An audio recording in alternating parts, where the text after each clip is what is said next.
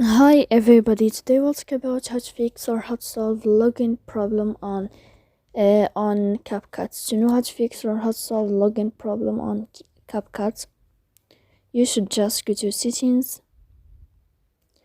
Here you can click on apps, default apps, app settings. Here we'll enter to the window of CapCut and you can click. After that, in this page of app info, you will enter to first stop and you can click OK.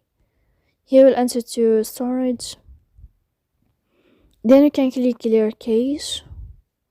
Don't click clear data because that can cause the errors in your app. In the end, you can turn off your phone and you can wait a moment to turn on your phone again to fix that problem. So please don't forget to support us by like and subscribe. See you next time in another video, and thank you for your attention and your watching.